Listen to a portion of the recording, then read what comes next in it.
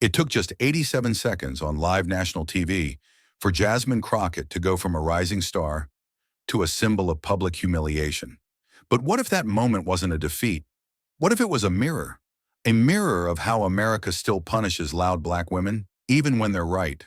So the real question is, when the truth shows up without permission, does the room listen or does it bite? We've seen it before. Voices that rise too soon, too sharp, too unapologetic, only to be dragged back down by the weight of politics, media spin, and centuries-old reflexes. Jasmine Crockett walked onto that stage thinking she was stepping into a debate, but what she really stepped into was a trap. One built not just with paperwork and policies, but with the subtle, deadly silence that follows a woman when she dares to say what others won't. She came prepared with fire. He came with files. And somewhere between the headlines and the hashtags, the line between confidence and collapse began to blur. But to understand how it all unraveled in just 87 seconds, we need to go back. Back to a studio lit like a courtroom. Back to a hallway where no one spoke above a whisper. Back to a single chair, waiting beneath 1,000 lights for the woman no one expected to flinch. The Fox News studio in Atlanta didn't feel like a place where history would be made. It felt too polished, too quiet. The air conditioning hummed low, almost imperceptibly, like a courtroom before a verdict. The cameras were still cold, their red lights dimmed, waiting. The host's desk gleamed under the glow of overhead softboxes, and the rows of audience seating stretched back into the shadows, already half filled with carefully selected viewers, some MAGA hats gleaming under the lights, others wearing plain suits and crossed arms, guarded. There was an energy in the room, not loud, not chaotic, but dense, tense, the kind of energy that settles in right before something breaks. Backstage, the silence was of a different kind. Jasmine Crockett sat alone in a green room chair, her fingertips gently tapping the folder in her lap. Not out of nervousness, but rhythm, like a slow metronome keeping her anchored. She wore a deep navy pantsuit, sharp at the shoulders and softened only by the small gold pin at her collar. A tribute to her father, a retired Army medic, now quietly battling memory loss in a Texas nursing home. She hadn't told anyone, but she carried a photo of him in her inner blazer pocket, not for politics, for grounding. The assistant producer passed by her doorway for the third time, peeking in, unsure whether to disturb her. She didn't. Jasmine didn't like small talk before cameras. She needed stillness, because she knew, despite the bright smiles outside and the soft-spoken host rehearsing lines in the hallway, this wasn't just a discussion panel. It was a stage, and someone had choreographed a confrontation. The opponent across from her, Kash Patel, former Trump official, ex-Pentagon aide, now elevated to FBI director, and armed with something. She didn't know what, not exactly, but she'd seen his expression in the pre-show footage. There was something behind his eyes, measured, waiting, as if the moment had already been rehearsed in his mind. A production assistant leaned in finally, whispering, "5 minutes to showtime." Jasmine nodded but didn't move. She kept staring at a small water bottle on the table, not drinking it, just watching the way the light fractured through the plastic. Something about the stillness made her feel like she was in court again. Those years defending clients who didn't have power or cameras or talking points, just truth. And sometimes even that wasn't enough. The lights in the hallway shifted subtly, a signal the live feed was about to begin. The buzz of microphones being tested echoed faintly through the thin walls. She closed her eyes for a moment. A breath. She was ready. At least she thought she was. But what she didn't know, what no one in that building yet knew, was that this segment, planned as just another fiery TV exchange, would unravel everything. Not just reputations, but assumptions, loyalties, narratives, and Jasmine's place in the political machine. Because in less than 7 minutes, the room she now sat in would explode, not with sound, but with silence. And in that silence, something deeper than debate would be exposed. When Jasmine Crockett stepped into the studio lights, the air changed. Not dramatically, not instantly, but subtly, like the tension in a room when someone finally says the thing no one else dares to. A few in the audience clapped, hesitant at first, then more confidently from the left side of the room. Somewhere in the back, a woman in a blue scarf stood and raised her fist silently. But on the right, boos rose like a slow wave. MAGA red dotted the crowd like signals. Coordinated or instinctual, it didn't matter. The divide had been drawn. Jasmine didn't flinch. She didn't even blink. She moved toward her seat with the calm of someone who had spent her life speaking in rooms not built to hear her. Her heels clicked with purpose against the floor. Every step said, "I know where I am, and I know why I came." The host, Laura Thompson, smiled in that practiced television way, welcoming, distant, scripted. "We're honored to have with us today Congresswoman Jasmine Crockett, former civil rights attorney, representative of Dallas, and member of the House Judiciary Committee." The words hung in the air like a resume read aloud, but the weight behind them lived in other spaces. Courtrooms with flickering lights, neighborhoods ignored by city budgets, phone calls from mothers whose sons hadn't made it home. Jasmine had never chased politics for power. She had been pulled into it, dragged really, by injustice that refused to sit still. Every policy she touched, every headline she dodged, came back to the same origin. Her father's voice trembling but firm the day he told her, "We fought for a flag that forgot us. Maybe it's your turn to remind it." She sat down slowly, carefully, not out of caution, but intention. Every gesture was deliberate. The camera zoomed slightly. She waited, then leaned forward, eyes locked on the lens. Not just speaking to the host, but to everyone watching. "Let's stop pretending this is about balance," she began, her voice low but clear. "Let's stop pretending we're here to find middle ground." She gestured toward the offstage curtain where Patel was waiting. "You've invited a man who's used national security not as a shield, but as a weapon, who's twisted the FBI into a political tool. He talks like he served the people." She paused, letting the room breathe. "But all he's ever served is power." A sharp intake of breath came from somewhere in the studio. A few claps rose again, tentative, scattered. But Jasmine didn't wait for applause. She wasn't there to be liked. She was there to be clear. "I came here with one thing," she said, "truth. And if that makes people uncomfortable, maybe it should." Then she leaned back slightly, folding her hands, her eyes unwavering as the cameras caught every inch of her stillness.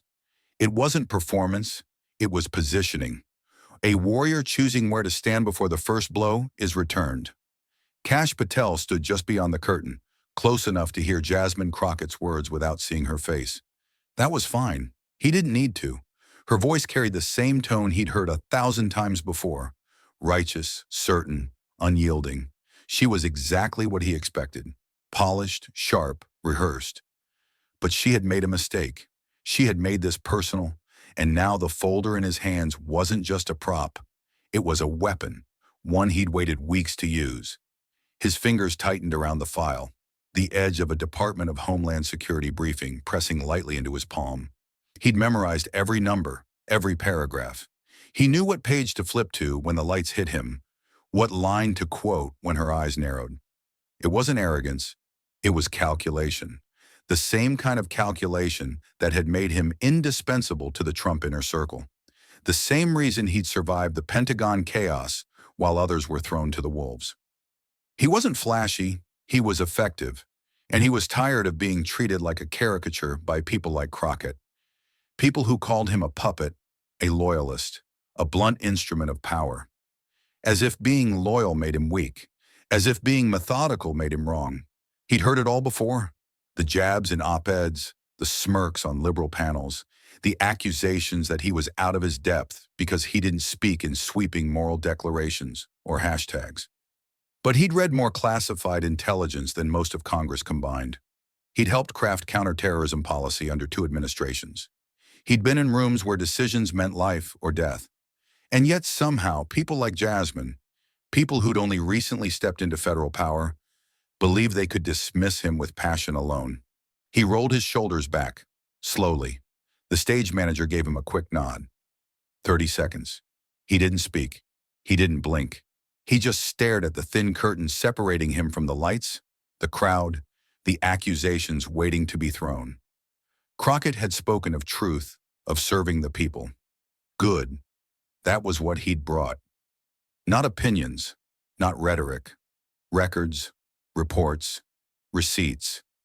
He could hear the end of her sentence now. Now maybe it should. The audience reaction came in waves. Scattered claps, a murmur of dissent. A tension so thick it felt like the room itself had stopped breathing. And then, his name, announced cleanly by the host, like a knife drawn across silk. Please welcome the director of the FBI, Mr. Kash Patel. He stepped forward, not fast, not slow, just certain. The curtain opened and the light swallowed him whole. The audience hadn't even finished clapping when Jasmine Crockett began.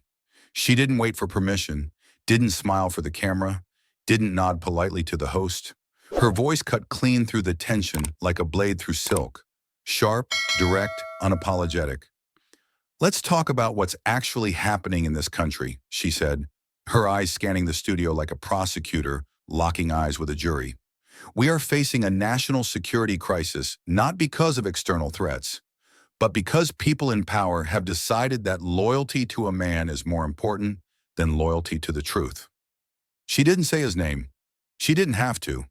Everyone knew who she meant. She leaned forward slightly, her hands flat on the table. Kash Patel has spent the better part of the last 5 years turning law enforcement into a personal PR machine for the previous president. He's politicized intelligence, silenced whistleblowers, and turned a blind eye to the real threats at our border. Not because he doesn't know better, but because his priorities are power, not people. The audience shifted. Some gasped, some applauded. Others booed. The divide was immediate, as if the room itself had split down the center.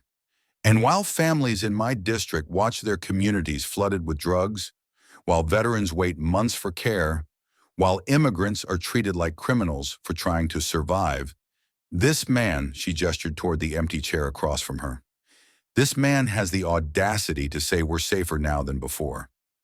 She shook her head slowly, deliberately. Number, we're not. And it's not because of the border. It's because the people running the system stopped listening to the truth a long time ago. And that's when the crowd saw him. Mid-sentence, Kash Patel emerged from behind the curtain, stepping into the light like a man entering a battlefield he'd studied for months. He didn't look at the audience. He looked at Jasmine, and he smiled. Not wide, not smug. Just enough to say, you've started a fire, and I've brought water. The camera panned quickly. Jasmine froze for a beat as their eyes locked, but she didn't retreat. Welcome, Mr. Patel, she said coolly. We were just discussing your resume. The host, trying to regain control, smiled too brightly. Thank you both for being here. Let's keep things civil tonight. But it was already too late.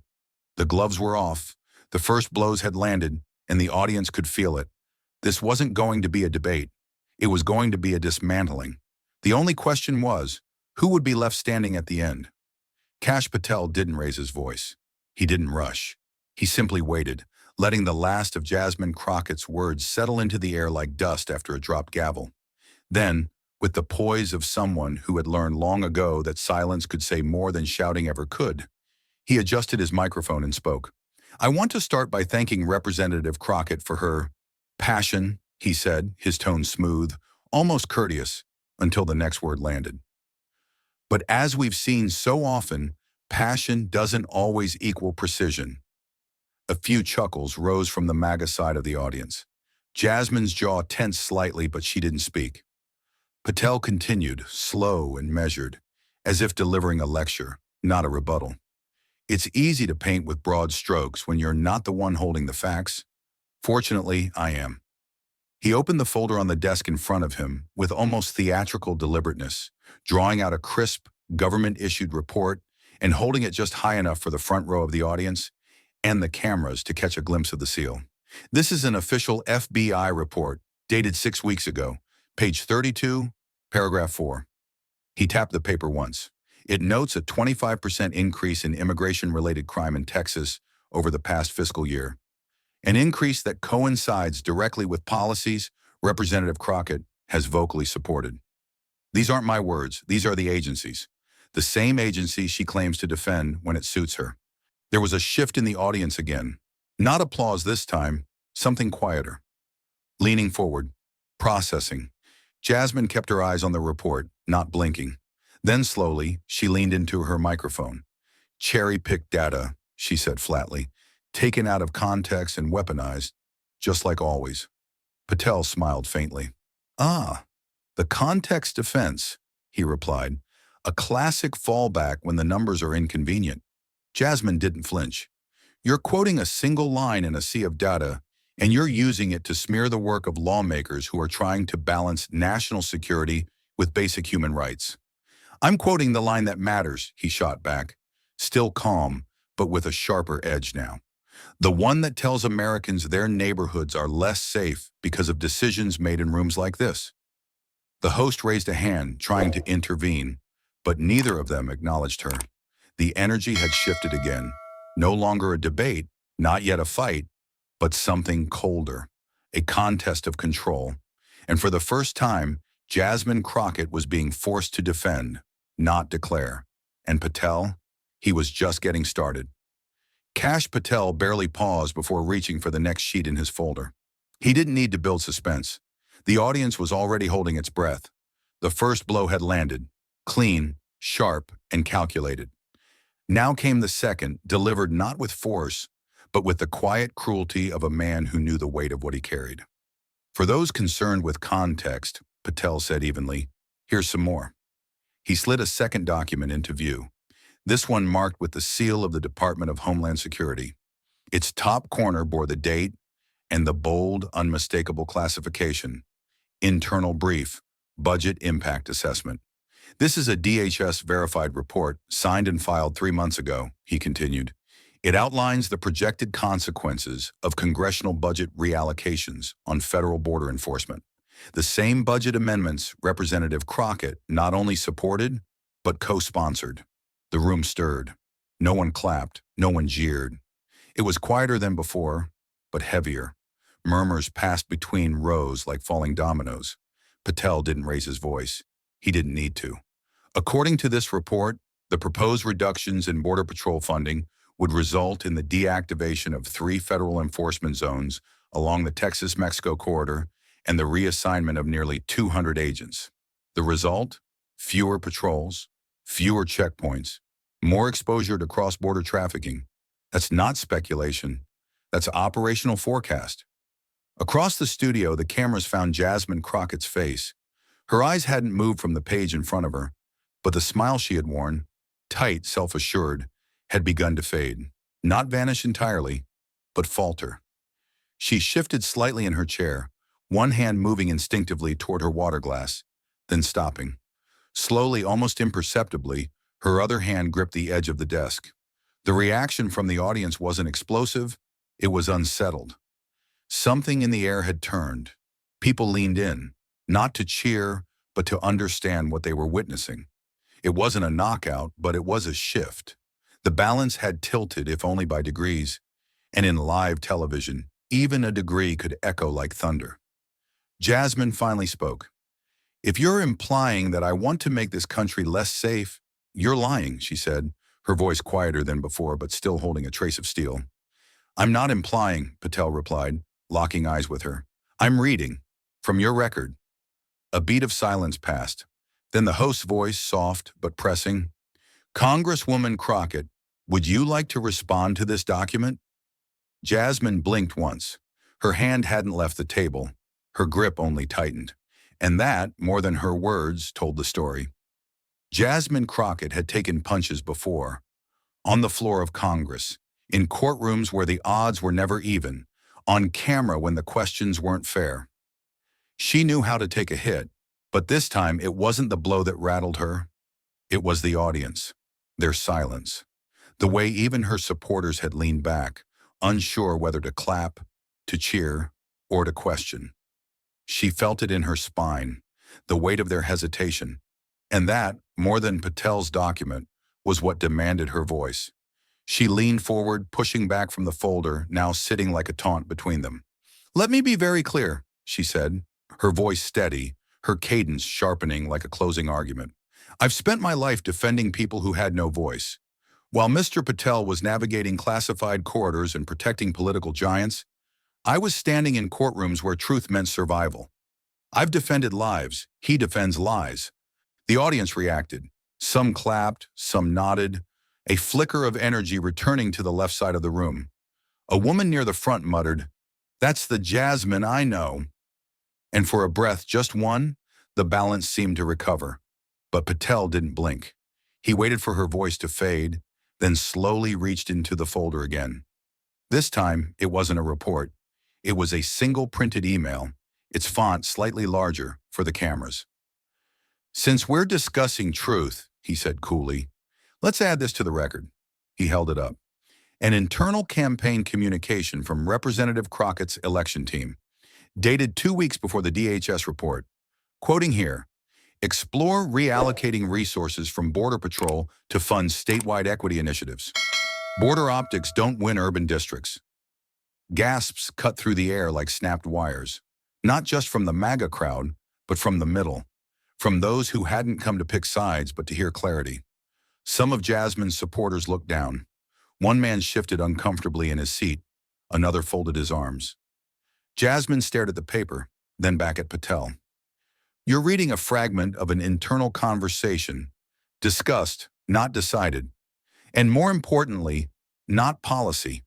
Patel shrugged. "It's intent, it's strategy, it's everything you just denied."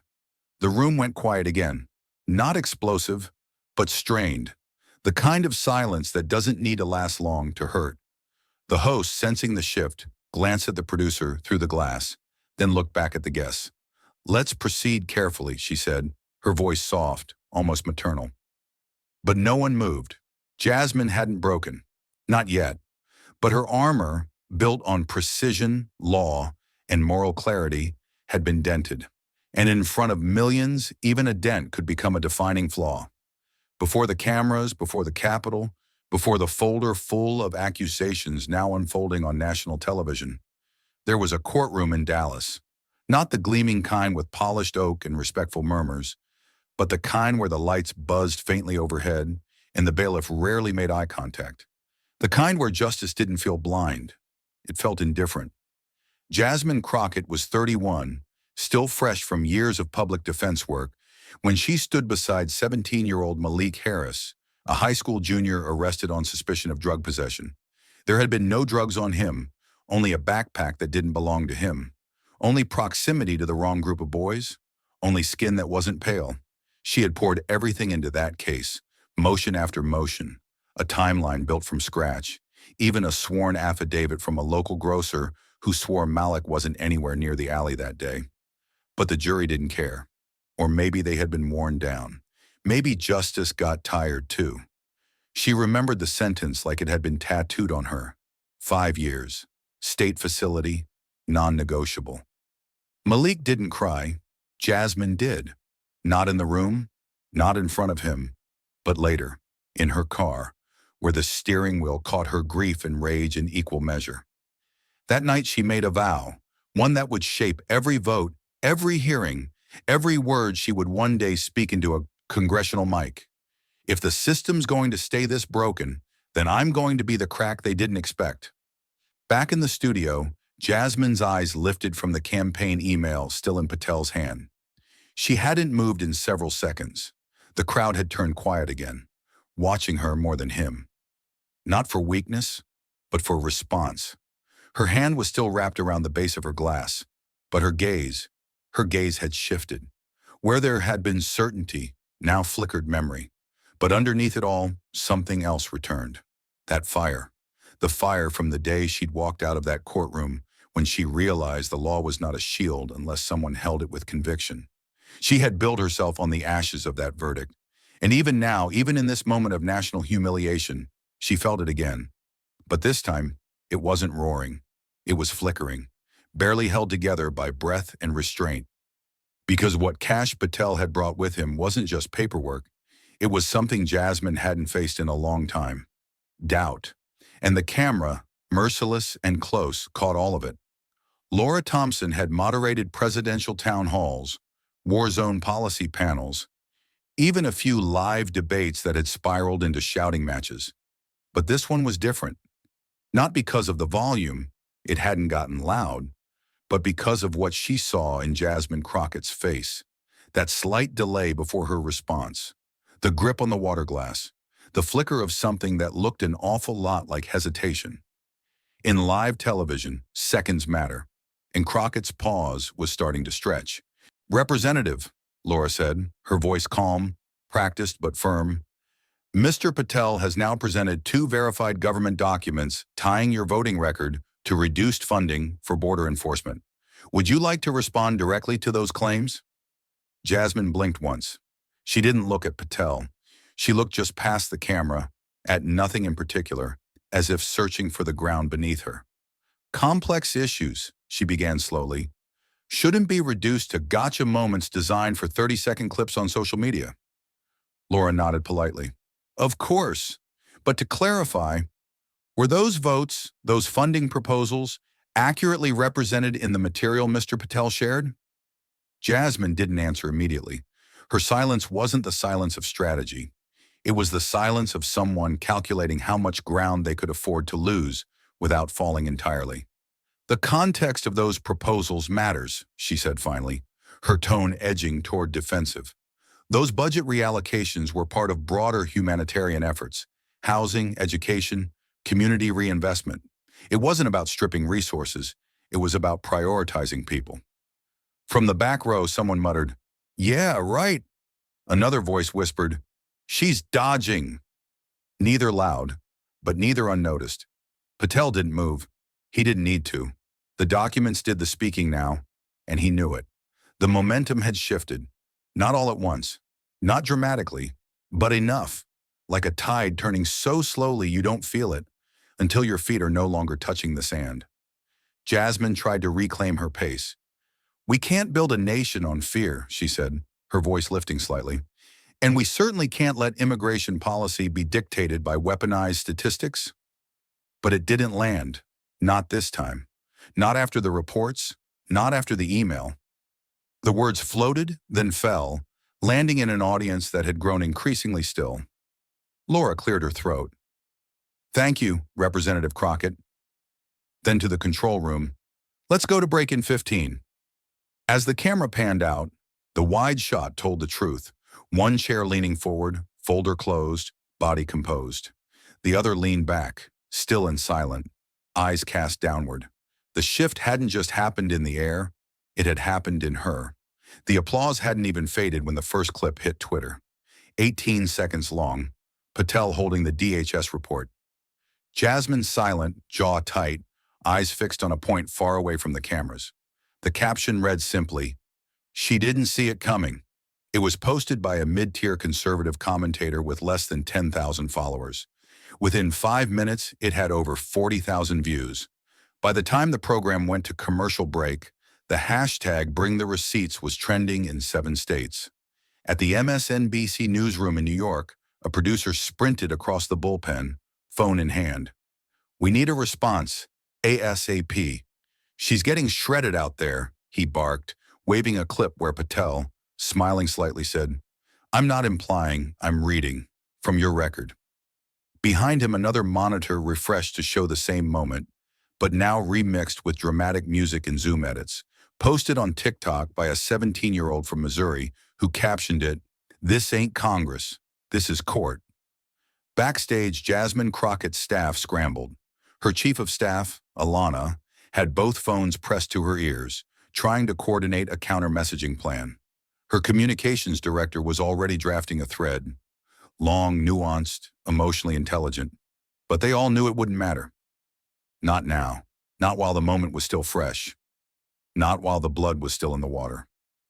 And Jasmine? Jasmine hadn't moved. She sat in the same position, center stage, her hands folded tightly in her lap, the edges of her fingers turning white. The studio lights no longer felt warm, they felt surgical. The audience had returned to a low murmur, some discussing the documents, others checking their phones, still others just watching her, curious to see what came next. She heard none of it. The applause sounded far away, like claps through water. Her ears rang faintly, not from noise, but from awareness. She wasn't in a debate anymore. She was in a reckoning, and it wasn't being fought with voices. It was being fought with frames, with freezes, with 30-second loops that would define her longer than any rebuttal she could muster. Somewhere in the haze, she could hear Laura Thompson preparing to bring them back from break. She could see the countdown flashing silently on the stage screen. 5, 4, 3. She inhaled once, deep but shaky. The cameras would be back on in 2 seconds, and she didn't yet know which version of herself they were about to capture. The fighter, the lawyer, the congresswoman, or the woman who just watched her own silence become ammunition. The lights faded back in, but the energy in the room didn't return with them. Laura Thompson smiled with forced composure, her voice level as she welcomed viewers back from commercial.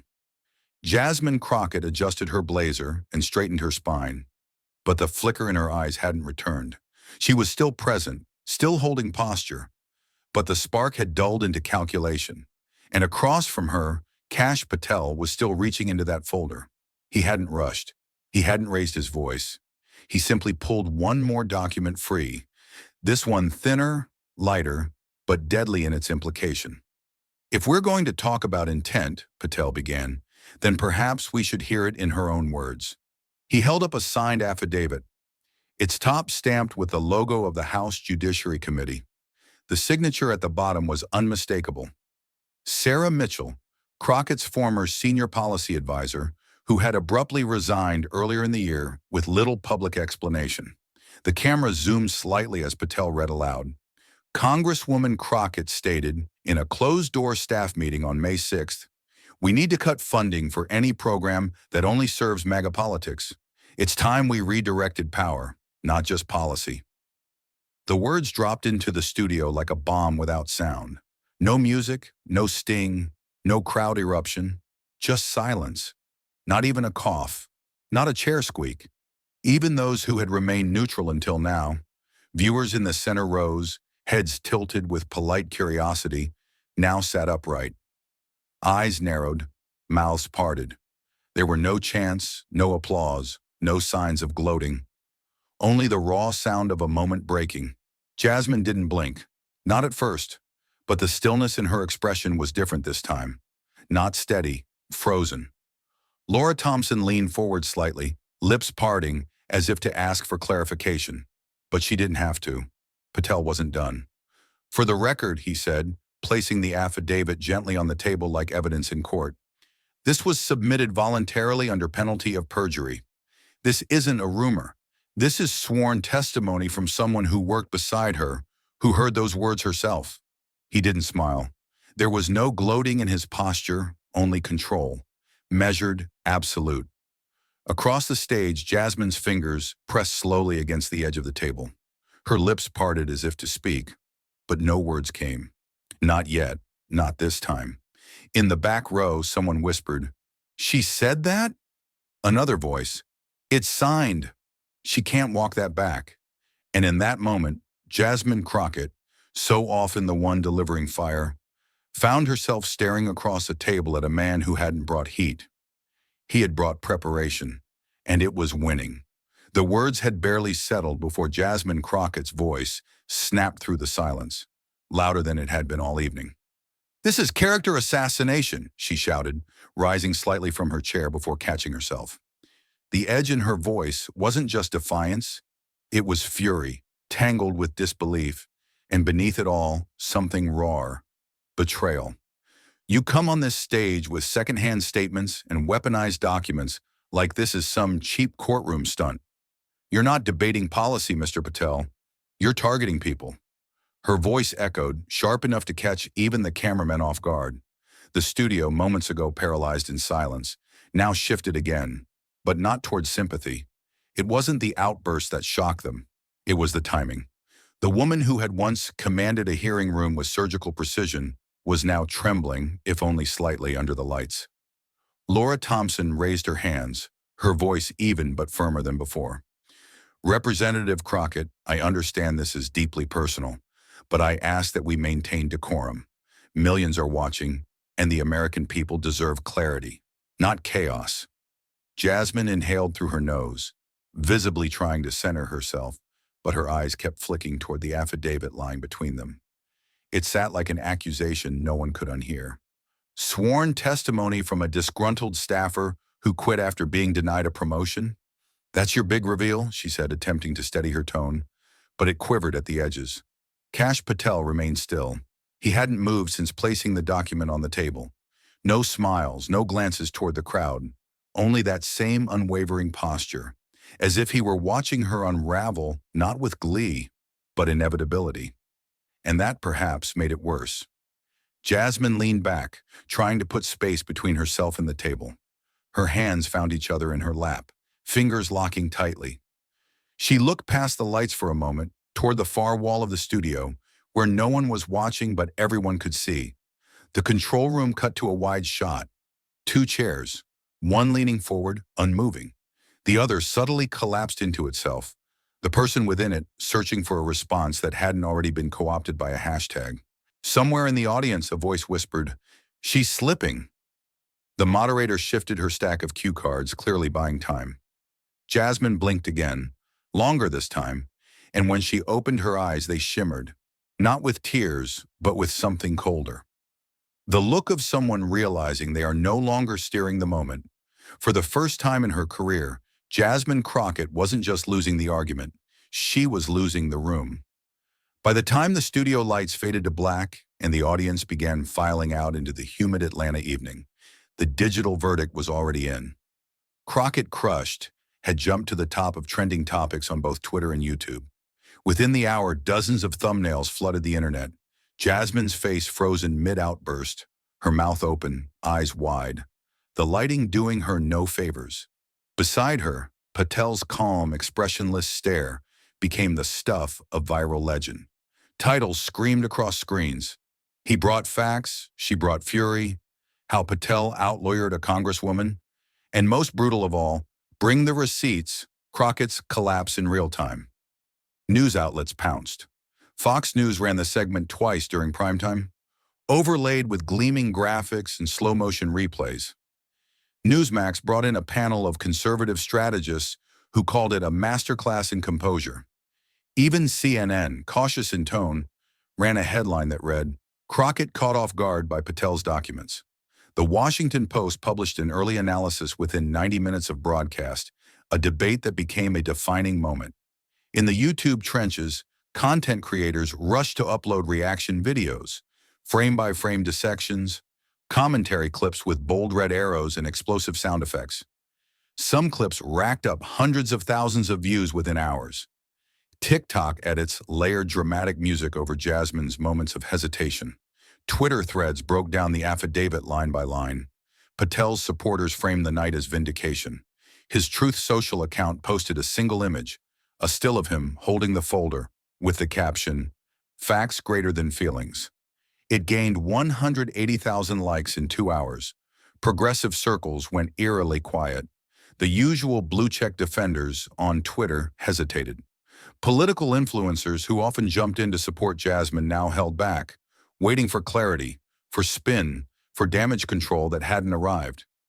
Her name trended, but the tone was different. Not outraged, not admiring, uncertain, as if the very foundation of her political persona, unshakable, fearless, always in command, had cracked in front of everyone, and no one quite knew what to say. Backstage, her staff was already on phones with MSNBC, trying to negotiate a next-day appearance to reframe the narrative. Her communications director was drafting 3 different public statements, one fiery, one contrite, one clinical. No one knew which tone she'd choose. The team's Slack thread buzzed in near panic. "We need senior surrogates. Where's the DNC on this? Kill that tweet about the ambush. It sounds weak." But none of that would matter, at least not yet, because at this moment, in living rooms across America, what remained was the image. One woman outmatched, one folder too many, and a silence from her side that no press release could undo. The moment the studio door clicked shut behind her, Jasmine Crockett exploded. She didn't scream. She didn't curse. She simply slammed the dressing room door so hard the framed headshot of a former guest rattled against the wall and landed face down on the carpet. Her team froze. No one dared speak at first. The noise from the hallway was muffled now. No audience chatter, no camera crews, just the sharp hum of the overhead fluorescent lights and the sound of Jasmine's shallow, deliberate breathing. Her blazer hit the couch before she even sat down. She leaned forward, elbows on knees, hands pressed into her temples as if trying to keep her skull from splitting. Her eyes weren't wet, but they were distant, like she wasn't sitting in a green room anymore, but back in the courtroom where Malik Harris had been sentenced. That same silence, that same echo of a moment she couldn't undo. Her chief of staff, Alana, finally spoke, barely above a whisper. "We should have anticipated this." Jasmine looked up, not angry, just exhausted. "We should have," she agreed quietly, then shook her head. "But I didn't think he'd come with fire. I thought he'd melt. You know?" She gave a dry, mirthless chuckle. "I thought he'd crumble under a little pressure, like they usually do." No one corrected her. No one reminded her that Kash Patel wasn't a typical opponent, that he'd survived multiple administrations, scandals, hearings, and had always emerged. Bruised maybe, but never beaten. Jasmine had expected arrogance, yes. She had expected deflection, certainly. But she hadn't expected strategy. She hadn't expected preparation. Ilana sat on the armrest beside her. "We can get ahead of it. You go on Rachel Maddow tomorrow. Frame it.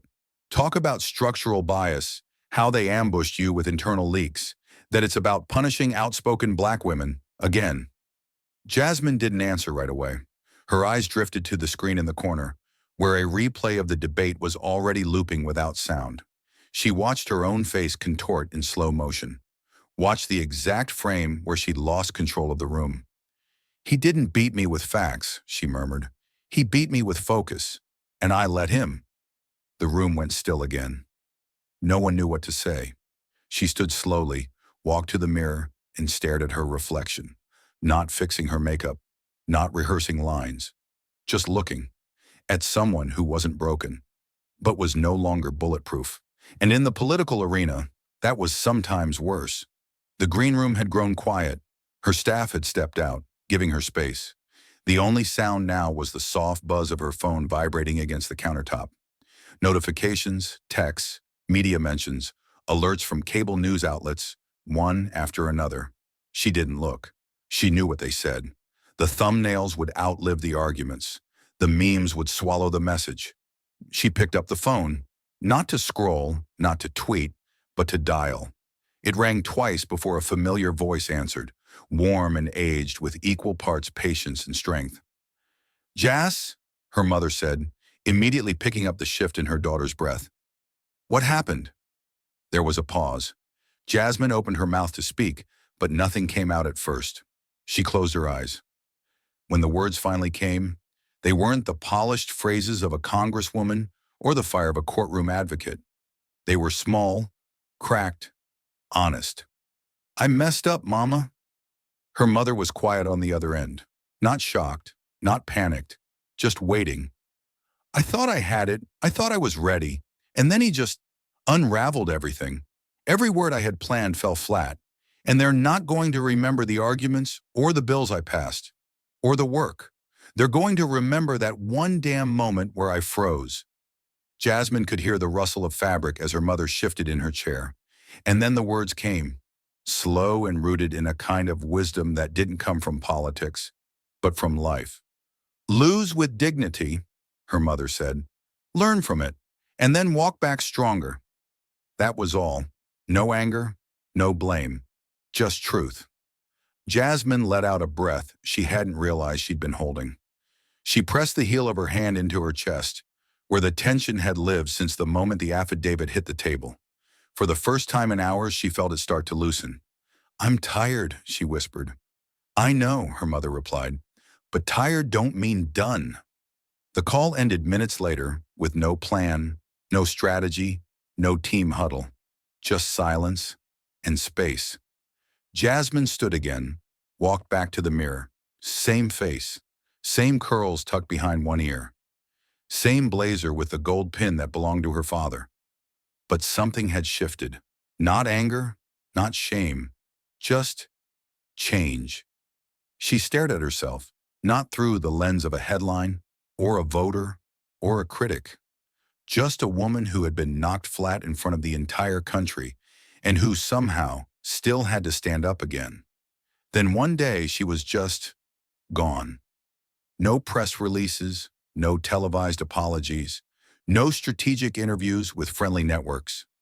Jasmine Crockett vanished from the national spotlight like a storm that had passed through and left behind no wreckage.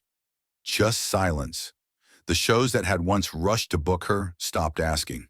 Her face disappeared from thumbnails. Her name faded from hashtags. And yet, quietly, something else was happening.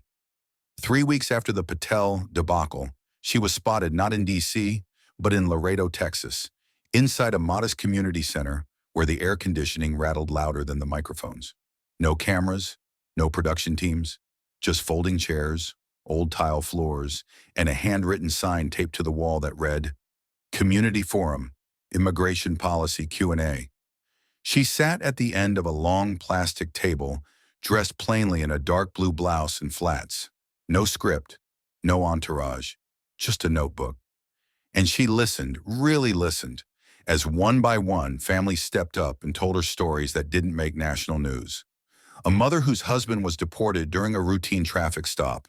A high schooler terrified to apply for college because he didn't know if his DACA paperwork would hold. A pastor who had stopped preaching about justice because ICE agents had started sitting in the back pews. Jasmine took notes. She didn't interrupt. She didn't defend. She absorbed. And later that night, back in her hotel room, one without a suite or a view, she opened her laptop and began drafting what would become the first version of a bill aimed not just at tightening border security, but at redefining it, the Community-Centered Border Reform Act. It proposed streamlined asylum processing centers near affected towns, increased oversight of federal raids, and mandatory cultural sensitivity training for field agents. It wasn't flashy, it wasn't radical, but it was functional, grounded, real. Over the next month, she repeated this pattern: Del Rio, El Paso, McAllen. She walked into town halls where people didn't clap when she entered because they weren't sure if they still believed in her. And she welcomed that. She answered every question without deflection. She stayed after each session until the last hand was raised. And when asked why there weren't any cameras, she said simply, "Because I'm not here for sound bites, I'm here for solutions." No viral clip came from these visits. No headlines ran the next morning. But in the quiet, something deeper began to grow. Not redemption, not yet, but trust, brick by brick. And Jasmine Crockett, once broken on a national stage, was learning how to rebuild something stronger than applause. It arrived in an envelope with no return address, just a stamp from San Antonio and a child's uneven handwriting on the front. To Congresswoman Jasmine Crockett. Her assistant had left it on her desk in Dallas, assuming it was just another piece of mail from the mountain of public correspondence. Jasmine didn't notice it at first. She'd just gotten back from Brownsville, exhausted and sunburned from a 10-hour listening session under a tin-roof shelter. Her bag still sat half unzipped on the floor. The air in the office was still, and outside the window the Texas heat pulsed off the sidewalk in waves. She opened it without thought, just something to do while her mind caught up with her body. Inside was a single page, lined paper torn from a notebook. The pencil handwriting was slanted and clumsy, but the words hit with the precision of a scalpel. "They said you lost, but my mom said you didn't flinch. That means something." No name, no signature, just that. 8 words. And for a moment, Jasmine didn't breathe. She read it again. Then again. She had heard all the versions of what had happened that night on live television. From pundits, from party insiders, from people who had once called her brave, but now called her unprepared. But not this version. Not from a child. Not from someone who wasn't analyzing strategy, but watching strength, and seeing something still standing. Her hand trembled just slightly as she folded the letter in two, then again into quarters. She reached for her wallet, opened the inner flap where her father's military patch still rested, and slid the note in beside it. Not for display, not for inspiration boards or campaign ads. For herself. She leaned back in the chair, staring at the ceiling, blinking fast. Not because she was trying not to cry, but because, for the first time in a long time, she felt something that wasn't regret or resistance. It was permission. Permission to continue. Not because she had something to prove, but because there were people, quiet, watching, unnoticed, who had seen something in her that no headline could erase. People who didn't care about whether she'd won or lost, only that she had stayed standing when it would have been easier to sit down. That night, she pulled her laptop back out.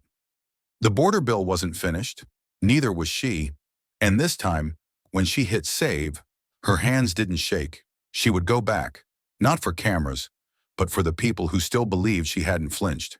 The lights were just as bright as she remembered. The stage, polished and cold, reflected her heels as she stepped forward. Same network, different segment. This time it wasn't primetime fire. It was a moderated policy forum, a televised town hall with undecided voters, and 3 panelists from across the political spectrum. There were still cameras, still pundits in the wings, but something in the air was different, or maybe it was her. Jasmine Crockett adjusted the mic clip to her lapel and looked across the room, not scanning for friendly faces, but grounding herself in the presence of real people. Not voters, not followers. People. She placed a stack of manila folders in front of her, marked, highlighted, tabbed. Laura Thompson, again seated as moderator, welcomed the audience and introduced the night's topic: immigration reform and border security. The words landed with all the usual weight, but this time, Jasmine didn't wait for someone else to start. She leaned into the mic and spoke first. "Before we begin," she said, her voice clear but composed, "I want to say something plain. The last time I sat in a chair like this, I brought emotion, I brought instinct, and I got blindsided. This time, I didn't come for war. I came with work." She picked up the first folder, tapped it once, then held it up. "Today, I won't bring rage." A pause. "I'll bring receipts." The room didn't erupt. It didn't have to. The applause that followed wasn't explosive. It was earned, measured. Not because of her line, but because of the tone beneath it. Jasmine wasn't here to win points. She was here to deliver. Over the next 30 minutes, she outlined her border reform proposal. She cited pilot programs, data from field agents, budget reallocation frameworks backed by bipartisan co-sponsors. She didn't dodge the hard questions. She met them. She acknowledged her past vote and explained its intent without defensiveness. She presented a timeline for her policy rollout, where it would begin, how oversight would be implemented, and which communities would benefit first. When a panelist challenged her on law enforcement trust, she didn't deflect. She opened another folder. "This is a letter of endorsement from the Border Coalition in Hidalgo County," she said. "They didn't endorse my campaign, but they endorsed this plan." Another pause. Another murmur of impressed silence. By the end of the forum, she hadn't changed every mind, but she had changed the atmosphere. She left the stage not to roars, but to respect. The kind that isn't shown in decibels, but in eye contact, in nods, in people standing without being asked to. Jasmine Crockett had returned, not to reclaim what was lost, but to prove that what survives is stronger. The article was short, barely 700 words, and buried halfway down the digital homepage of a mid-tier political journal. But it carried something rare in today's media landscape: restraint. It wasn't trying to go viral. It wasn't searching for a villain or a victory. It was just watching. At the top of the article were 2 photos placed side by side. No captions, no filters, just contrast. On the left, Jasmine Crockett from the infamous debate with Kash Patel. Eyes wide, mouth mid-sentence, finger pointed across the table. The heat of the moment practically radiated off the image. Her posture said everything: ready to fight, unyielding, driven by passion and pride. On the right, Jasmine from last week's policy forum. Shoulders squared, chin slightly tucked, sleeves rolled back. No fire, just focus. She was holding a folder, open, mid-reference, her lips closed in mid-thought.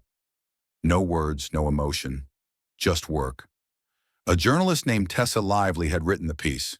She wasn't a partisan, not known for hot takes or viral threads.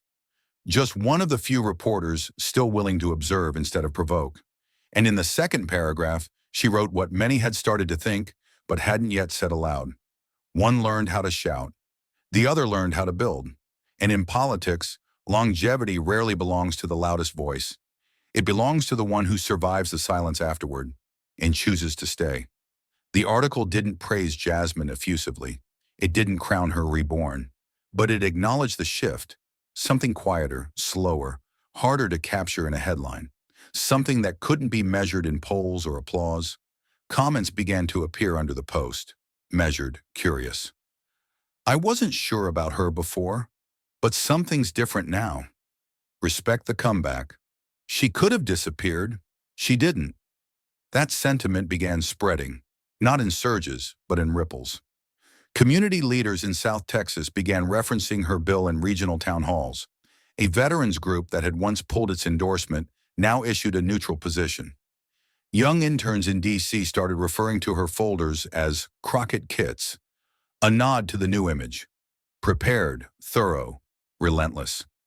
The hashtags didn't return, but the perception did, reshaped. Not as a firebrand, not as a martyr, but as something more dangerous to the cynical political machine, a builder. And in a city that rewards performance, Jasmine Crockett had done something far rarer. She had changed the story, not by rewriting it, but by living beyond its ending. The room was small intentionally. No audience, no production buzz. Just a single camera on a quiet tripod, a table, two chairs, and a soft overhead light that fell somewhere between interrogation and confession. The show was called Moments Between, a long-form, subscription-only series known for doing what mainstream interviews wouldn't, waiting. Jasmine Crockett had said no the first two times they asked, but something about the third request, its timing, its tone, felt right. The host, a former journalist named Dana Kessler, greeted her not with handshakes or makeup teams, but with tea and silence. They sat across from each other. The red light blinked on, and for the first 30 seconds, no one said a word. Then Dana leaned forward, elbows resting softly on the table, and asked the only question that mattered. "What did you learn?" Jasmine didn't answer right away. She didn't deflect. She didn't sigh or shift uncomfortably. She looked down at her hands, then at the microphone between them, then up. "I learned," she said slowly, "to speak slower than my ego and louder than my fear." Donna said nothing. She didn't have to. Jasmine continued, "I learned that pain isn't the cost of ambition, it's the teacher of it. That when you get dragged by millions of strangers for one moment, what you do next becomes your definition, not theirs. And most importantly, I learned that truth without preparation is just performance. And I'm not interested in performing anymore." The words weren't rehearsed. They didn't need to be. Jasmine spoke like someone who had finally buried the weight of explanation and was now planting something in its place. Dana nodded. "Do you regret anything?" Jasmine tilted her head slightly. "No," she said after a long pause. "I regret being surprised, but not what I stood for.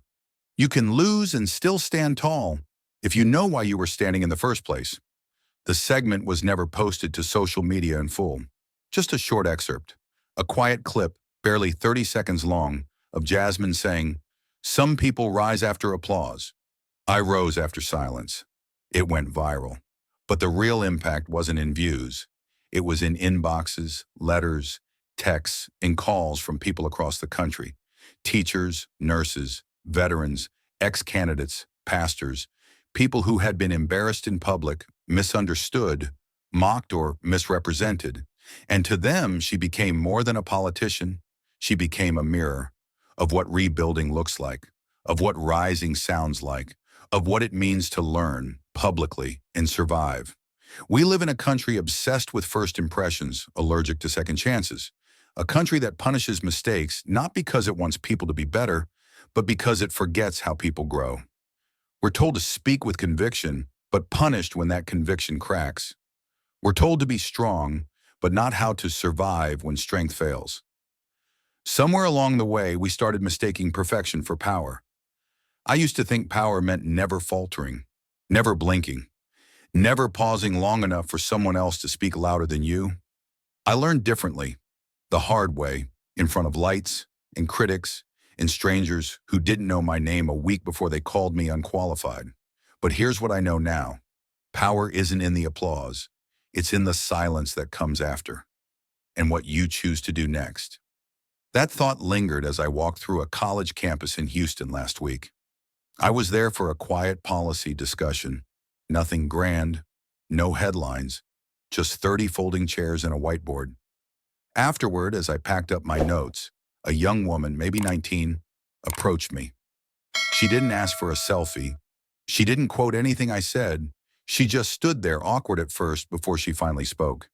"You gave me permission to lose gracefully," she said. I didn't know what to say, so I didn't. I just smiled, nodded, and thanked her. But inside, something shifted.